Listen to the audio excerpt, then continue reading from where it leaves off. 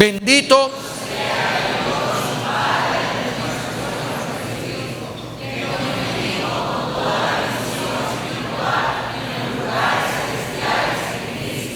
Amén, gloria a Dios por ese hermoso coro. Hoy vamos a continuar con nuestra temática, bendiciones espirituales que nos llaman a perseverar.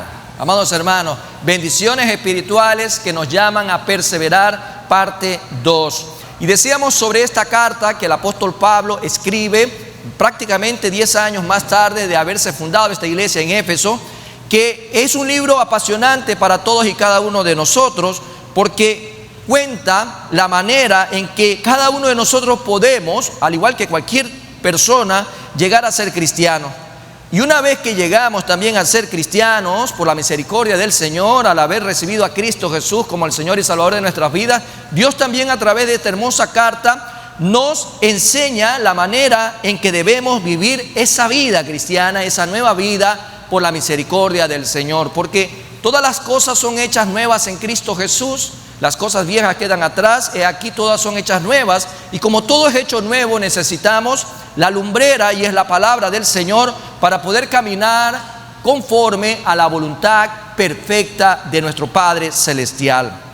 Y decíamos también que teníamos una gran noticia: somos muy ricos. ¿Cuántos dudan de aquello? ¿Cuántos son ricos en Cristo Jesús? Pero parece que no es agradable esa noticia. ¿Cuántos son ricos en Cristo Jesús? Amén. Gloria a Dios, amados hermanos. Somos verdaderamente ricos. Es una riqueza incuantificable que tenemos en Cristo Jesús, porque trasciende el tiempo, trasciende el espacio, trasciende fronteras, trasciende dimensión humana en pensamiento. Realmente las riquezas que tenemos en Cristo Jesús son por la eternidad.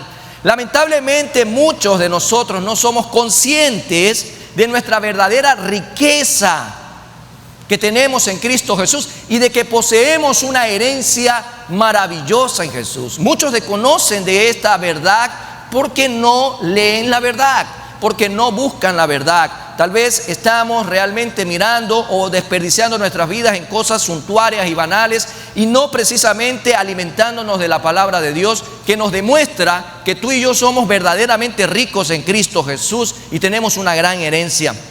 Dios ha hecho de su Hijo Jesucristo, decíamos también la semana pasada, la fuente de toda bendición espiritual para ti y para mí. Jesús es la verdadera fuente de riqueza para ti y para mí. Y es el Padre que lo ha hecho posible. Y en el momento que recibimos a Jesús como el Señor y Salvador de nuestras vidas, se hacen nuestras todas las bendiciones que están en Jesús. Dígame si a usted no le agrada realmente escuchar esta melodía de que hay bendiciones para usted en este día. Amén, ¿no? ¿Quién no le gusta escuchar que usted es bendecido en Cristo Jesús? Amén. Yo creo que nadie se puede quejar, ni nadie va a alzar la mano en protesta y decir: no me diga que soy bendecido. Creo que todos nosotros recibimos con gran agrado esta noticia de saber que en Jesús somos bendecidos por el Padre. Fuera de Jesús no hay nada. Así que si hay alguien pensando de que hay una pequeña probabilidad de llegar a alcanzar algo bueno en nuestras vidas fuera de Jesús, está perdiendo el tiempo. Sin Jesús no somos nada. Sin Jesús estamos condenados, sin Jesús estamos muertos, sin Jesús estamos esclavizados al pecado, sin Jesús estamos atados en oscuridad, sin Jesús estamos en harapos. Realmente sin Jesús no hay nada bueno. En Jesús todo, amado hermano, todo, como dice el Señor, mas buscad primeramente el reino de Dios y su justicia a través de Cristo, claro. Todas las cosas que tú te puedas imaginar en Cristo Jesús van a ser añadidas, y no pensando solamente en esta tierra. Debemos de pensar de manera eterna. Entonces, con todo este preámbulo de lo que poco pudimos ver la semana anterior, ¿cuáles son esas bendiciones que son nuestras en Cristo y que hemos de apropiarnos, que hemos de disfrutarla y que nos llaman a perseverar? Bueno, la semana pasada hablamos de tres de ellas. Hoy vamos a ver 3 más. Las hemos encerrado en 6. Entonces, la semana pasada hablábamos de 3 palabras particulares en cada una de estas bendiciones. La primera, ¿cuál era? ¿Se acuerdan? Elección. Somos escogidos para salvación, amados hermanos, y lo veíamos como primera bendición espiritual, la elección. La segunda, amados hermanos, era adopción, porque hemos sido adoptados para ser hijos de Dios. Dios nos elige y nos adopta por medio de Cristo Jesús. Segunda bendición espiritual para nosotros. La tercera palabra para esta bendición era redención. Fuimos rescatados, amados hermanos, ¿para qué? Para vida eterna. Usted fue rescatado, o sea, Jesús pagó un precio para que usted viva eternamente. Ya no para que muera eternamente, porque en Adán todos moríamos, pero en Cristo Jesús todos vivimos eternamente. Amén. Estas tres bendiciones que abordamos la semana anterior realmente nos tuvo que haber llamado a mirar con una perspectiva distinta a nuestra vida. Un cambio realmente de visión, porque muchas veces estamos empobrecidos por nuestras decisiones, por nuestros pensamientos, por nuestras actitudes, a pesar de identificarnos como cristianos. Y al comprender la dimensión de que somos bendecidos espiritualmente en Cristo Jesús para seguir perseverando en nuestro llamado, estas tres primeras bendiciones, a través de tres palabras importantes como es elección, adopción y redención, nos tuvieron que haber cambiado la mirada de cómo estábamos realmente viviendo la vida cristiana. Hoy vamos a ver tres más y vamos a concluir este tema. Y la cuarta bendición es el propósito. El propósito del Eterno para sus hijos. Después de todo tiene que haber al final del día un objetivo de por qué pasan todas estas cosas a través de Jesús en nuestras vidas. El propósito del Eterno para sus hijos, cuarta bendición espiritual. Esta cuarta bendición es la que nos menciona el apóstol Pablo también en Efesios 1. Pero antes de mirar Efesios 1, vamos a mirar un poco más allá sobre la voluntad. Cuando usted asocia palabra voluntad, usted mírelo como propósito. Voluntad igual a propósito. Y la voluntad de Dios no es algo misterioso, precisamente como algunos la quieren etiquetar. No es algo misterioso, sino que es algo imposible de no saber si es que Dios no la revela. Así de sencillo. Veamos qué dice esta misma carta unos capítulos más adelante. Efesios capítulo 3, versículo 3 al 5, dice la palabra del Señor: que por revelación me fue declarado el misterio. Eso lo está diciendo el apóstol Pablo para mayor comprensión de lo que estoy diciendo en este momento. Como antes lo he escrito brevemente, leyendo lo cual podéis entender cuál sea mi conocimiento en el misterio de Cristo. Misterio que en otras generaciones no se dio a conocer a los hijos de los hombres, como ahora es revelado a sus santos apóstoles y profetas por el Espíritu. En ese sentido ya comenzamos a encontrar una idea clara. No es que la voluntad es misteriosa de manera que no podamos realmente conocerla, sino que no vamos a conocerla si el Señor no la revela. Y Pablo lo está ejemplificando de esta manera en estos textos. Ahora, ¿cuál es la voluntad de Dios? ¿Cuál es su voluntad? ¿Cuál es su propósito al final del día por el cual nos escogió, nos eligió, nos adoptó, nos rescató? ¿Cuál al final del día es el propósito? Y vamos a ver Efesios 1:10. Ahora sí, vamos nuevamente al versículo 10. Y en el capítulo 1 vamos a comprender un poco más este propósito como una bendición de Dios para tu vida y la mía, porque son bendiciones para los hijos de Dios. Y dice el versículo 10 de Efesios 1: de reunir todas las cosas en Cristo. Dios está revelando hoy su voluntad de todo lo que hemos estado viendo hasta el momento, de reunir todas las cosas en Cristo, en la dispensación del cumplimiento de los tiempos. Póngale mucha atención. Así las que están en los cielos como las que están en la tierra. Amados hermanos, al final de este plan perfecto de rescate de Dios, hay un propósito para tu vida y la mía. No es que usted es cristiano porque no tiene nada mejor que ser. No es que Dios ha permitido todo esto porque simplemente le ha parecido. hay un propósito, hay voluntad perfecta de por qué el Señor nos invita a mirar este recorrido, elección, adopción, redención, y hoy todo eso tiene un propósito palpable, que es la de reunir todas las cosas en Cristo. Reunir al final todas las cosas bajo la autoridad de Cristo Jesús. Y en el griego tenemos un verbo que lo está refiriendo Pablo en el versículo 10, que es anakefale. Anakefale significa juntar bajo la cabeza de. Juntar bajo la cabeza de. Amados hermanos, esto es doctrina. Esto de acá es riqueza a lo largo de la enseñanza que se nos revela por medio del Espíritu Santo en la palabra bendita de Dios para tu vida y para la mía. Y podemos encontrar un ejemplo paralelo para poder comprender lo que Pablo, en la revelación que el Espíritu Santo le hace, nos permita comprender con otro ejemplo a lo que estamos viendo en Efesios 1:10. Por ejemplo, Romanos capítulo 13, versículo 9. Porque no adulterarás, no matarás, no hurtarás, no dirás falso testimonio, no codiciarás y cualquier otro mandamiento. Y ahí viene esa palabra, ese verbo, anakefale. En esta sentencia se resume. En esta sentencia se resume: amarás a tu prójimo como a ti mismo. Este verbo es traducido también en esta sentencia, se resume. Al final es todo lo que puedo agrupar. Todo lo que puedo yo poner bajo la cabeza de, o agruparlo, tenerlo bajo una cobertura.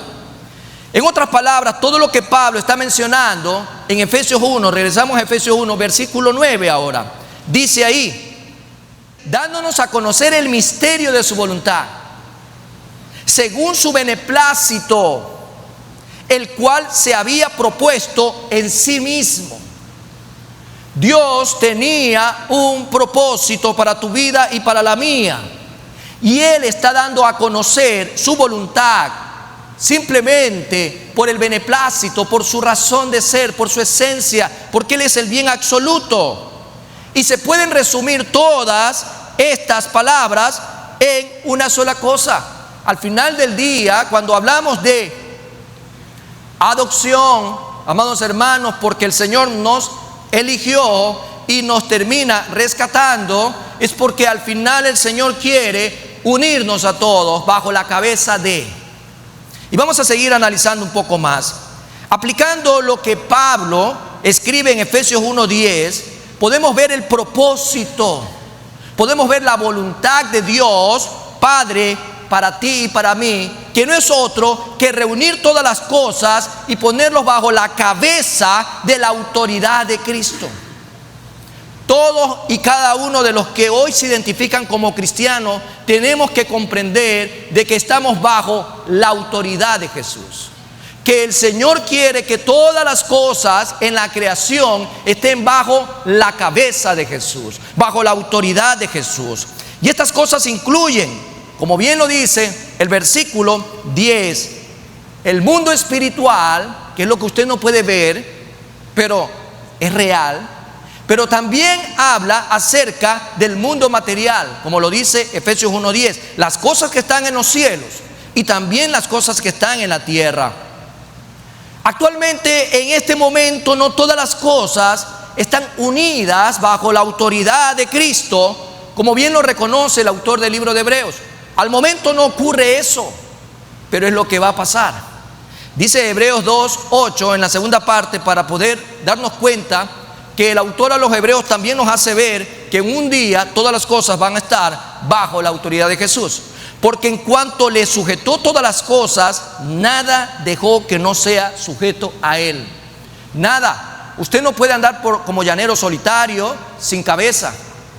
Usted es parte del cuerpo y el cuerpo tiene una cabeza, y esa cabeza es Cristo Jesús. Un día, como bien lo reconoce el autor del libro de los Hebreos, todas las cosas estarán sujetas a Él, aunque al presente aún no ocurre. Sin embargo, Cristo está reinando actualmente. ¿Sobre quién está reinando Cristo Jesús en este día? Dígalo. Dígalo, sobre mi vida, dígalo. Porque Jesús es el Rey de su vida, es el Señor de su vida, además de ser su Salvador. Muchos ven a Jesús solo como el Salvador y no lo ven como el Señor de sus vidas. Cuando vemos a Jesús parcialmente en nuestras vidas, amados hermanos, estamos en una dualidad de vivir la vida cristocéntrica. Y Dios no ha llamado a sus hijos a vivir una doble vida.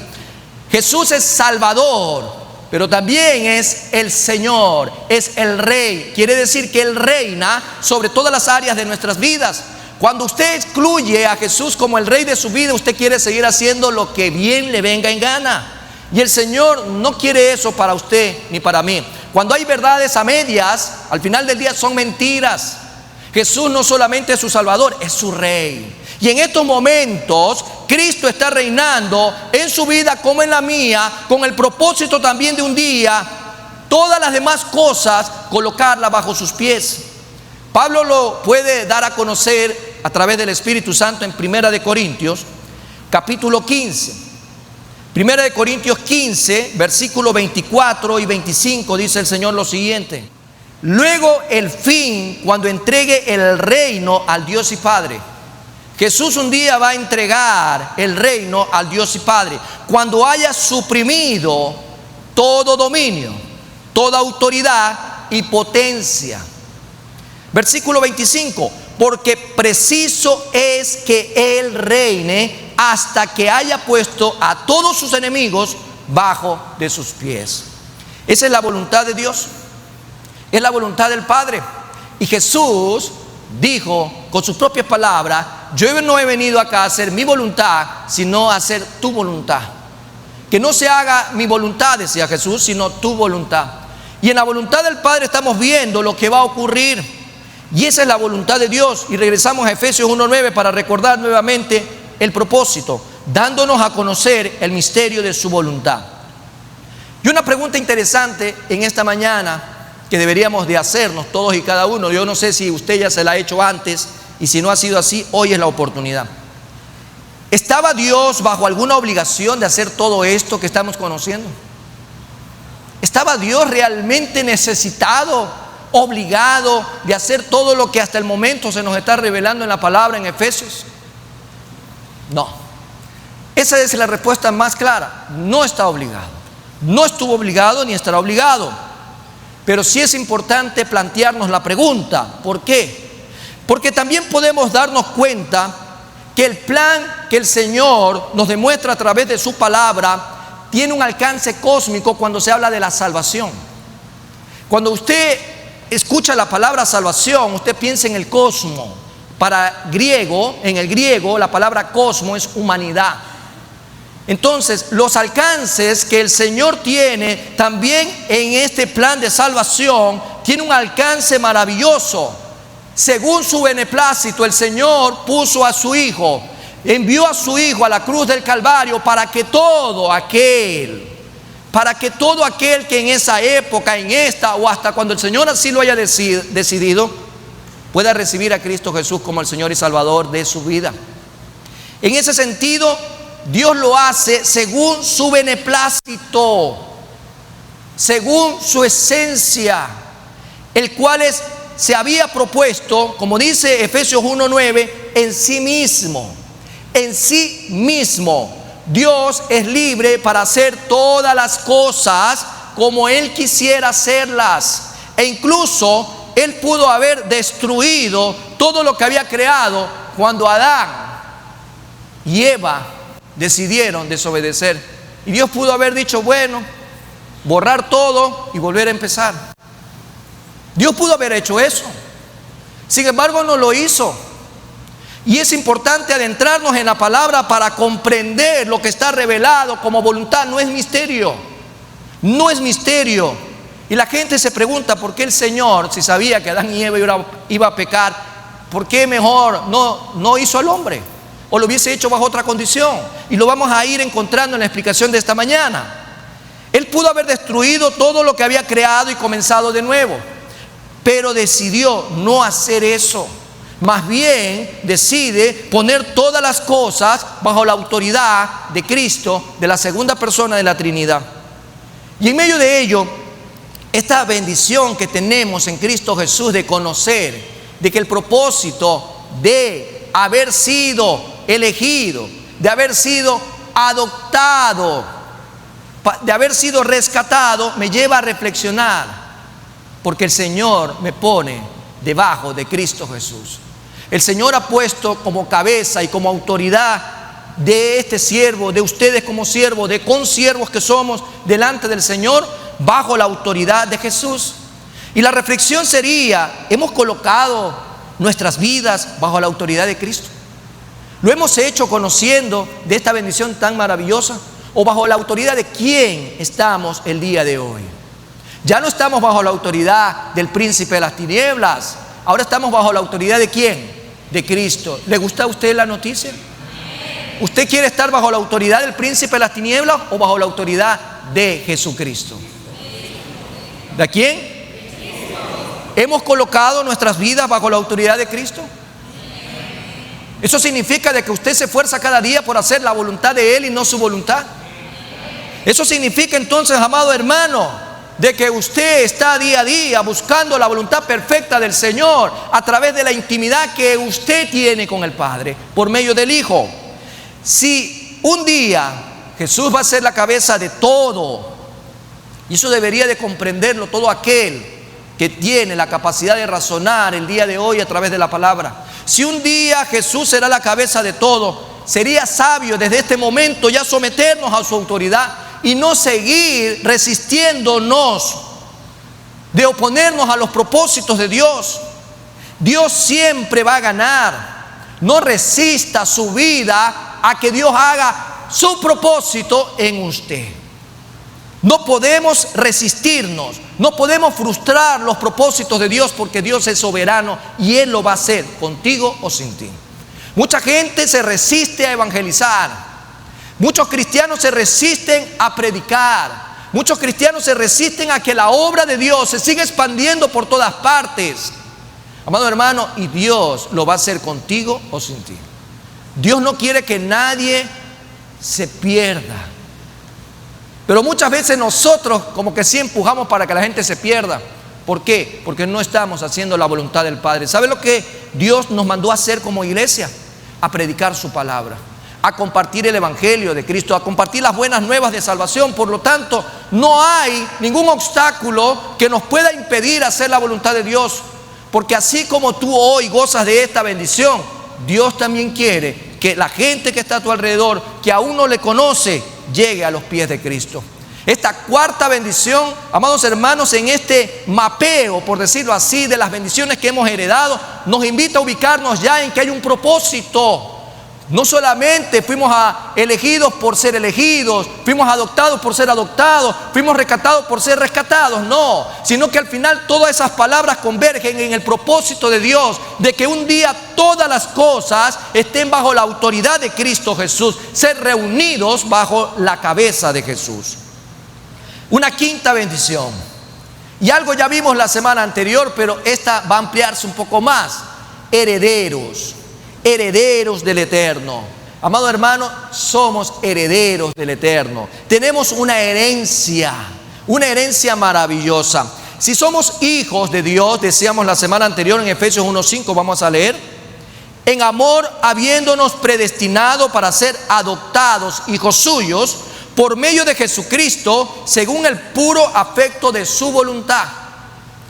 Ahí usted se da cuenta de que usted y yo somos, ¿qué cosa? ¿Qué somos tú y yo? Somos hijos de ¿quién? Somos hijos de Dios. Amén. Hijos de Dios.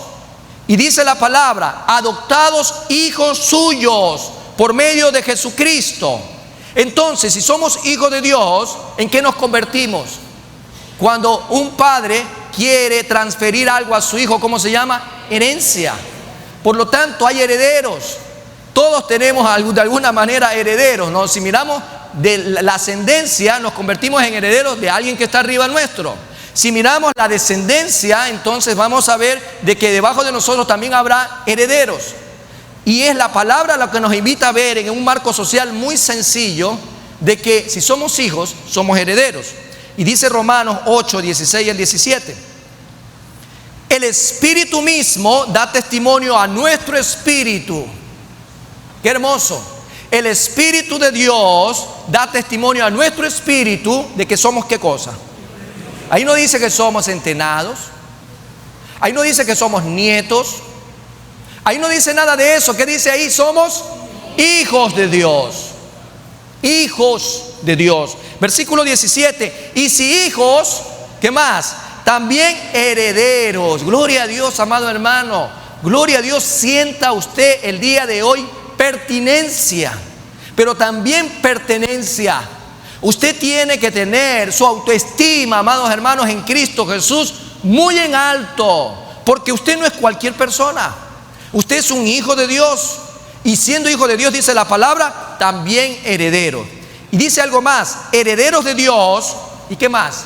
Coherederos con Cristo, si es que padecemos justamente con Él, para que juntamente con Él seamos glorificados. Hermosa bendición que estamos recordando en esta mañana de lo que somos. Esta es la siguiente bendición espiritual. Somos herederos, de acuerdo a lo que Pablo menciona. Vamos nuevamente a Efesios 1, ahora al versículo 11. Y dice ahí: en Él, o sea, en Jesús, dice, asimismo tuvimos herencia.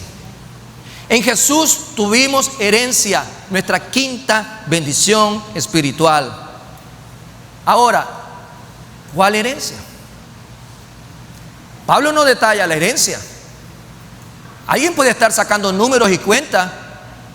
Alguien puede estar creyendo de que cuántas casas me va a dejar Dios, cuántos carros me va a dejar Dios, ¿sí? Cuánto me va a dejar en el banco, cuántas minas de oro son mías, cuántos, montañas de cobre son mías. Hay gente que puede estar pensando, ¿no? Pensando aquello. Amados hermanos, la palabra no detalla en ningún momento el contenido de esa herencia en este marco de lo que estamos viendo. Simplemente está afirmando que somos herederos de Dios porque hemos sido predestinados conforme al propósito del que hace todas las cosas según el designio de su voluntad. Según el designio de su voluntad, amados hermanos. Qué hermoso es saber de que no hay una dimensión que pueda limitar la herencia a la cual nos hace referencia la palabra. Hemos sido predestinados conforme al propósito del que hace todas las cosas. Él es el soberano. El designio de su voluntad, amados hermanos, es que tú y yo recibamos herencia. Ahora, yo creo que usted ya va a aterrizar cuál es su herencia. ¿Cuál es nuestra herencia, amados hermanos? La salvación tan maravillosa. Amados hermanos, una salvación tan maravillosa. Hemos heredado en Cristo Jesús salvación y vida eterna. Jesús es la vida. Jesús, amados hermanos, es fuente de vida. Y esa salvación, amados hermanos, que por gracia la hemos recibido. Por gracia, no por obras. No por nada que tú y yo hayamos hecho. No porque realmente nos esforcemos en nuestras fuerzas por acumular cosas buenas, es que nos hayamos hecho acreedores a una salvación. No. Es en la gracia maravillosa, bendita del eterno y soberano Dios que nos hace ver que tú y yo hemos heredado en Cristo Jesús salvación y vida eterna. Porque la única herencia que teníamos sin Cristo era la de Adán, la de este señor que cometió un grave error y nos la traspasó a todos los hombres. Por cuanto todos pecaron, todos están destituidos de la gloria de Dios. Esa era la herencia con la que llegamos a esta tierra, muertos espiritualmente. Pero en Cristo Jesús ocurre algo maravilloso, porque el Señor nos está hablando de que habíamos sido, amados hermanos, elegidos desde antes de la fundación del mundo para ser adoptados hijos de Él, rescatados por Cristo Jesús en la cruz, quien pagó un precio muy grande para tener vida eterna. Y es Jesús el que transfiere esa vida ahora a cada uno de nosotros. Y eso es más maravilloso que pensar en carros, en casa, que pensar en oro, en plata en esta tierra. Porque, amados hermanos, en nuestra patria celestial tenemos calles de oro y mar de cristal. Por lo tanto, tú y yo debemos de comprender que nuestra salvación, realmente la que Jesús nos está hablando, está en las manos del Padre, porque Él la ideó desde la eternidad. Él la ideó desde la eternidad. Pablo una vez más va a recalcar en este primer capítulo de Efesios 1 sobre el propósito principal de nuestra salvación. Heredamos la salvación, pero también tenemos que entender el fin de esa salvación en las manos de Dios. Y dice el versículo 12 de Efesios 1, a fin de que seamos para alabanza de su gloria. Alabanza de su gloria. Por lo tanto, mi herencia en Cristo Jesús es la salvación. Haberlo recibido me hizo acreedor a esa herencia. ¿Pero para qué? ¿Para vivir eternamente? Sí. ¿Haciendo qué? Es lo que hoy el Señor también nos revela. Seamos para alabanza de su gloria. Solo eso y nada más que eso podría explicar por qué Dios creó a la raza humana. ¿Por qué Dios no solo se quedó con los ángeles? Imagínense. Dios creó la raza humana sabiendo de que la raza humana iba a pecar. ¿Usted cree que Dios no sabía lo que iba a hacer Adán o lo que iba a hacer Eva? Lo que iba a hacer la culebra tentando a Eva y después Eva arrastrando al marido. Y después los dos tan ingenuos creyendo que se podían ocultar de Dios, como que Dios no es omnipresente y omnisciente. En medio de eso entonces se explica por qué Dios creó la raza humana sabiendo que iba a caer en el pecado. Efectivamente, Dios no creó la raza humana para su propia felicidad, sino para que la raza humana sea un instrumento para su gloria. Sea un instrumento para su gloria. Lo que es cierto de la raza humana en general, también es muy cierto de la iglesia. En medio de ello existe la iglesia también para la gloria de Dios. Usted, amados hermanos, existe para la gloria de Dios como iglesia. Y la iglesia, al final del día, es el conjunto de personas que han creído en ¿quién? No que han creído en una mujer o han creído en un vicario en esta tierra o que han pagado por llegar a ser la iglesia. Porque quien pagó por la iglesia y pagó un precio muy alto es Jesús. Jesús compró a precio de sangre la iglesia. Y la iglesia es el conjunto de personas que han creído y han recibido a Cristo Jesús. Veamos qué dice Efesios 1:12 en la segunda parte nuevamente. Nosotros los que primeramente esperábamos en Cristo. Entonces, si podemos ver el texto completo de lo que Pablo está diciendo en esta bendición espiritual, en donde hemos heredado nosotros, dice, viendo el énfasis que hace de la salvación, a fin de que seamos para la alabanza de su gloria, nosotros, hay una pausa importante, nosotros los que primeramente esperábamos en Cristo. Pablo se está incluyendo. Y en medio de ello, esta frase nos hace ver que se refiere a los judíos. Pablo era judío, ¿o no? Era fariseo también, ¿no? De fariseo. Un hombre que obviamente estudió mucho la ley, la Torá, a los pies de un hombre llamado Gamaliel, un doctor de la ley.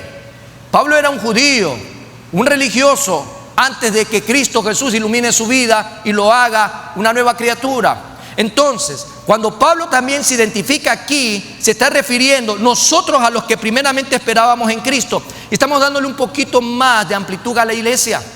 Y hace ver que se refiere a los judíos. En otras palabras, ellos fueron los primeros que creyeron en Cristo.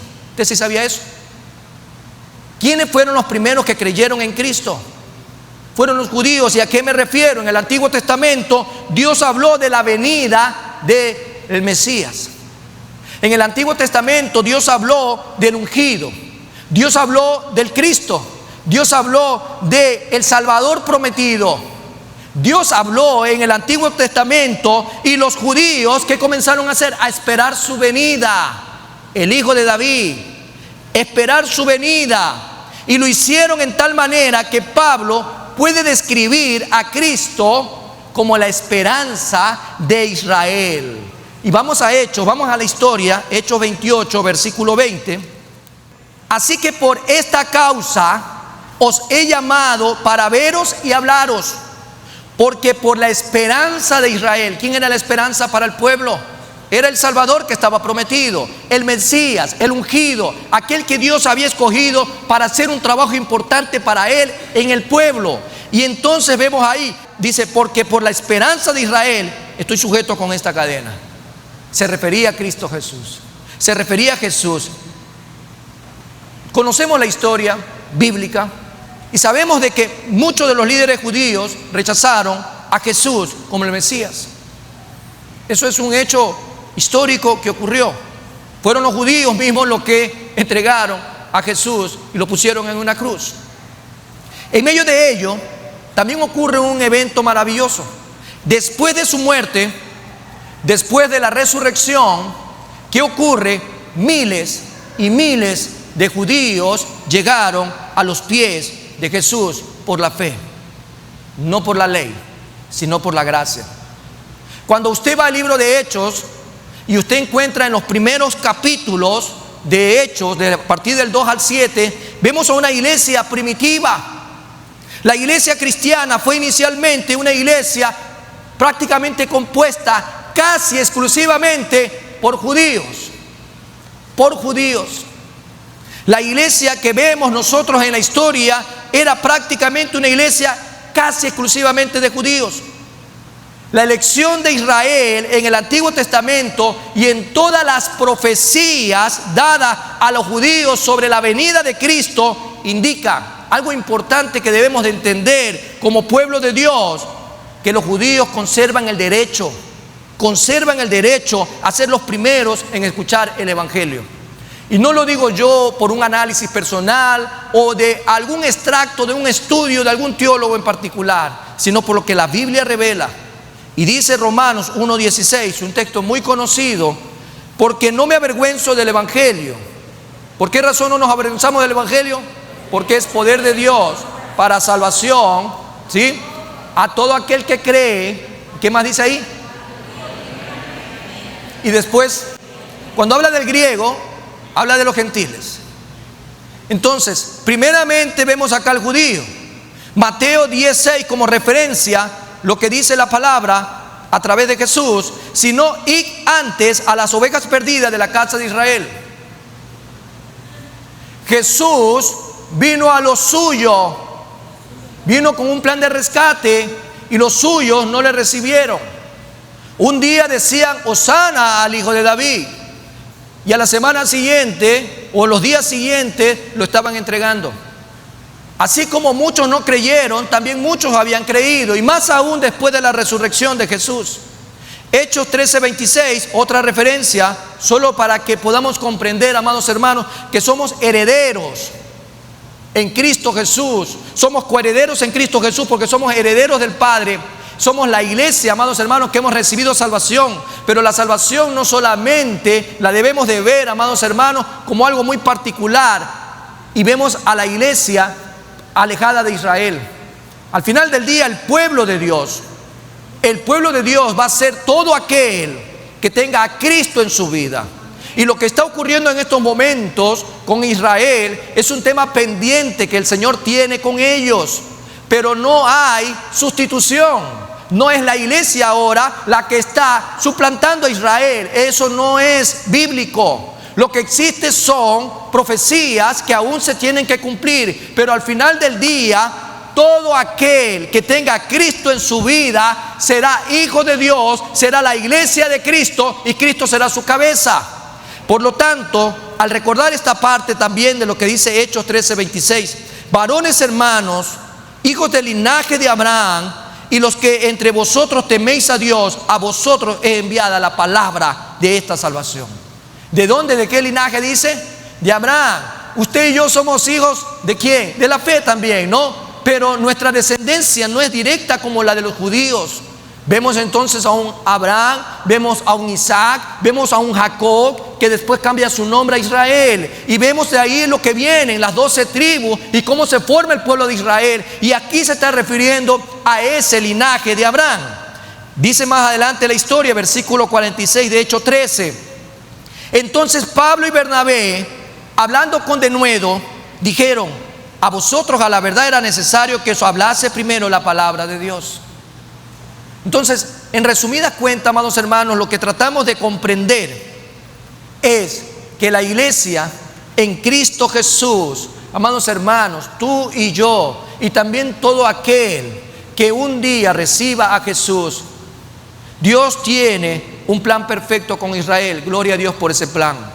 Y sabemos también, amados hermanos, que por el hecho de haber nacido en Israel o por el hecho de identificarse como judío no lo hace salvo. ¿Quién es salvo? Aquel que recibe esta palabra, se quebranta de todo corazón, se arrepiente de todo corazón, recibe a Cristo Jesús como el Señor y Salvador, y hoy es una nueva criatura. Y es verdad que hay una comunidad muy grande de judíos mesiánicos. Y qué hermoso es poder, amados hermanos, saber de que la misericordia de Dios también está alcanzando al pueblo de Israel en estos momentos. Entonces, quiero concluir con toda esta linda bendición que el Señor nos ha dado, con la última de las bendiciones, y es ser sellados. Sellados. Hemos visto 5 hasta el momento, y si usted se va acordando, es elección, adopción, es redención, es propósito, es herencia, pero ahora es ser sellados. Sellados por el poder del Espíritu Santo. Y vamos a Efesios 1, 13 y 14. ¿Cómo se concluye esta lista de bendiciones espirituales? Y dice Efesios 1, 13 y 14. En él también vosotros, habiendo oído la palabra de verdad, el evangelio de vuestra salvación, y habiendo creído en él, ¿qué dice ahí? ¿Fuisteis? ¿Con qué cosa? Con el Espíritu Santo de la promesa, que es las arras de nuestra herencia hasta la redención de la posesión adquirida para alabanza de su gloria. Esto tenía que terminarse con un sello especial. Un sello especial. Esta es realmente la corona de todas estas bendiciones. Cómo el Señor nos permite recorrer todo esto. El Espíritu Santo es el instrumento por el medio del cual Dios nos sella. ¿Le gusta esa idea? Usted es sellado, amados hermanos. No coma por ahí esa historia de que solo los 144,000 que van a ser sellados, y esos solo serán salvos. Imagínense la cantidad de personas que actualmente hay en el mundo. De esos, ¿cuántos son cristianos? ¿Cuántos han pasado? No cuadran las matemáticas, ¿no? Entonces hay una distorsión muchas veces en las profecías y cómo se las estudia, y por eso la escatología es tan seria y hay que poderla estudiar a profundidad. Aquí la palabra nos está hablando, amados hermanos, claramente de lo que el Señor ha hecho en nuestras vidas. Nos ha sellado. El Padre nos ha sellado a cada hijo, no a cada oyente. Y si usted va a una iglesia y se identifica como oyente, usted está en peligro. Porque si al salir de esa iglesia como oyente, usted no tiene a Cristo y algo le llega a pasar, usted se va eternamente al castigo eterno. La palabra dice: ¿quiénes son los hijos de Dios? Aquellos que Él ha sellado. Claro, para ser sellado, lo primero que tuvo que haber pasado es que usted, como dice la palabra de lo que acabamos de leer, habiendo oído la palabra de verdad, el evangelio de nuestra salvación, y habiendo creído en Jesús, fuiste sellado con el Espíritu Santo de la promesa. Entonces, todo aquel que tiene a Jesús hoy tiene el sello del Espíritu Santo. Y el Espíritu Santo fue prometido desde la antigüedad como una parte esencial del nuevo pacto. Muchas veces, amados hermanos, estamos alejando los dos testamentos. Al final todo es uno solo. Al final, amados hermanos, lo que se profetizó se cristalizó en Cristo. En el Nuevo Testamento se cumplió. Dice Joel 2:28: y después de esto derramaré mi espíritu sobre toda carne. Mi espíritu sobre toda carne. Y profetizarán vuestros hijos y vuestras hijas, vuestros ancianos soñarán sueños y vuestros jóvenes verán visiones. Como referencia de lo que el Antiguo Testamento dice de lo que iba a pasar. Y ya va a ver por qué.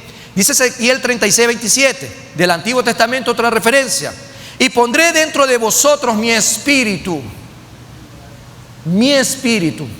y haré que andéis en mis estatutos y guardéis mis preceptos y los pongáis por obra.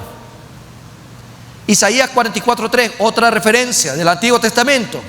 Porque yo derramaré agua sobre el sequedal y ríos sobre la tierra árida. Mi espíritu derramaré sobre tu generación y mi bendición sobre tus renuevos. Cuando leíamos hace un momento el versículo 13, Pablo se hace referencia al Espíritu Santo de la promesa.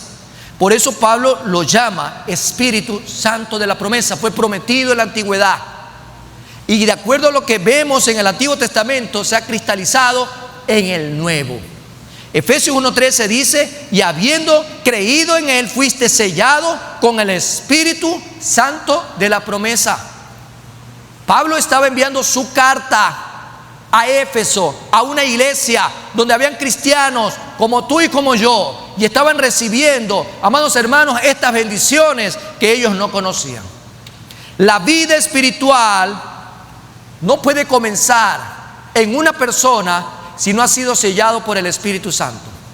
¿Por qué? Porque cuando el Espíritu Santo llega a nuestra vida, nos concede el nuevo nacimiento.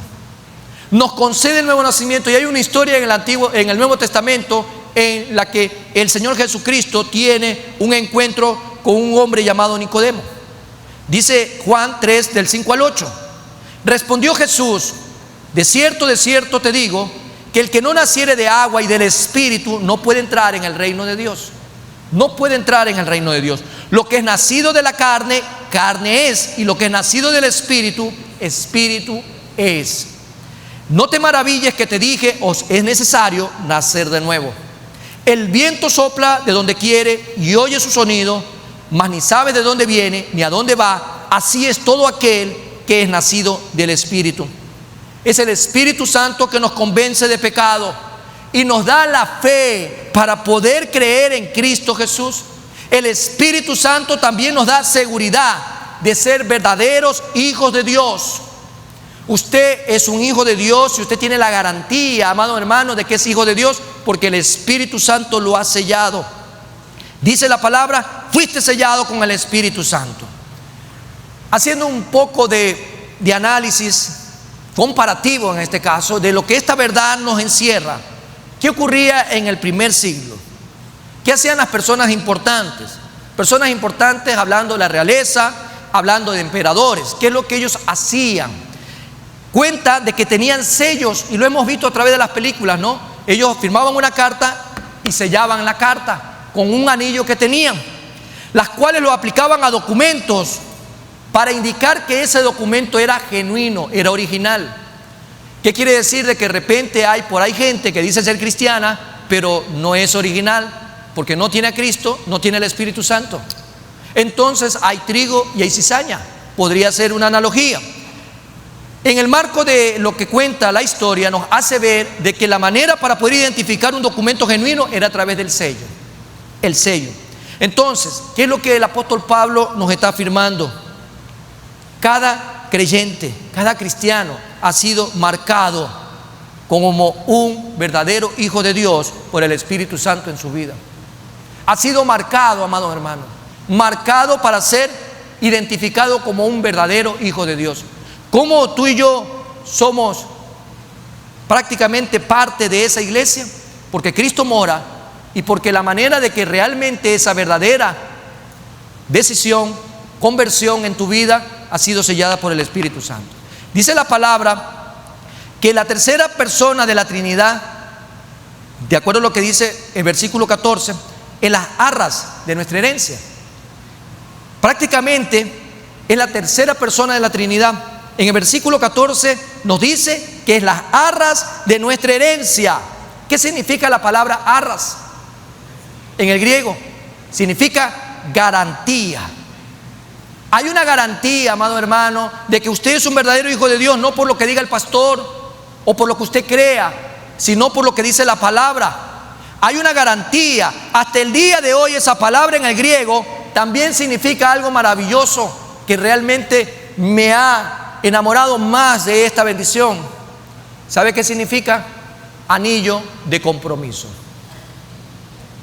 Arras Hasta el día de hoy en el griego significa anillo de compromiso. Anillo de compromiso. Si usted ya se ha casado, sabe de lo que le estoy hablando. Para darle un anillo de compromiso a alguien, una vez tuvo que haber un noviazgo. Tiene que haber habido una parte esencial en esa relación. Hubo un compromiso, ¿no? En ese sentido, esta palabra arras es la garantía de que se está dando un anillo de compromiso. Y qué apropiado el Señor Jesús le ha dado a su novia, a la iglesia, el Espíritu Santo, como un anillo de compromiso hasta el día de la redención de la posesión adquirida, como dice Efesios 1:14, hasta la redención de la posesión adquirida. La iglesia, amado hermano de Cristo, anda con un anillo de compromiso que se le ha dado el novio. Y si hay un anillo de compromiso, hay un novio, hay una novia, es porque van a haber bodas. Y ya se escuchan las campanas de esa boda. Ya se escuchan las campanas sonando de esa boda. En la cruz del Calvario el Señor Jesús compró a su novia con el precio de su sangre. Pero aún no llega el día de la boda del Cordero. Y hasta que ese día llegue, la novia tiene su anillo de compromiso, el Espíritu Santo, como garantía de que un día el novio volverá por su iglesia. El novio volverá por su iglesia. Amado hermano, siéntete comprometido con aquel que dio su vida por ti, porque Él viene pronto por su iglesia. Él viene pronto por su iglesia. Creo que estos tiempos, y no porque estemos hablando de fanatismo, no entramos en fanatismo, entramos, amados hermanos, en solamente palpar la palabra. Palpar la palabra de Dios. Y son las sazones de los tiempos. Como nunca antes, hoy por hoy, el mundo cristocéntrico, a través de sus líderes, de sus pastores, de sus obispos, de sus maestros, está enfocado solo en el rapto de la iglesia. Y es un sentir mundial. Y no porque hablamos de fanatismo, sino porque es lo que el Espíritu Santo ha puesto en su iglesia. Sienta que el novio viene pronto. Sienta que el novio viene pronto, porque las campanas están anunciando que muy pronto hay boda. La iglesia no puede ser infiel porque tiene un anillo de compromiso, un anillo que Dios a través de su Hijo le ha puesto a la novia. Y la novia debe de sentirse con responsabilidad de que ese anillo significa de que Jesús te va a tomar como esposa para casarse con ella. Tenemos tantas bendiciones espirituales en Cristo. El cristiano no puede andar por ahí viviendo, amado hermano, como incrédulo. El cristiano no puede seguir viviendo, amado hermano, como que el novio le ha metido de repente alguna idea falsa de que viene por su iglesia. No, la iglesia está preparada porque tiene su vestido blanco. La iglesia está preparada porque tiene su anillo de compromiso, que es el Espíritu Santo. La iglesia está preparada porque los tiempos se están cumpliendo. La iglesia tiene que estar apercibida en estos tiempos, viviendo agradecida con el Padre, alabando su nombre, porque un día, amado hermano, vamos a estar en las bodas del Cordero. En las bodas del Cordero. Y es de lo que hoy se habla, y la iglesia, amado hermano, no puede dejar de seguir buscando más y más en la presencia del Padre. Su novio ya está listo. Su novio está ya a las puertas. Su novio está preparado porque viene a ver a su novia. Son bendiciones espirituales para usted y para mí. Al final, todo lo que hemos recibido de gracia es para la alabanza de la gloria del que vive y reina por la eternidad. Amado hermano, fuimos un día elegidos, fuimos adoptados, fuimos rescatados. Hay un propósito de Dios para todo eso. Somos herederos y coherederos en Cristo Jesús, porque hemos sido sellados, porque estamos comprometidos para el esposo. Cristo viene pronto. Que Dios bendiga tu vida. Vamos a cambiar de posición.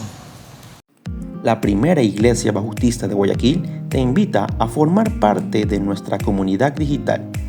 Suscríbete a nuestro canal de YouTube y síguenos en nuestras redes sociales, donde encontrarás una variedad de contenido audiovisual el cual será de gran impacto para tu vida espiritual. Y recuerda, en PIBG estás en casa.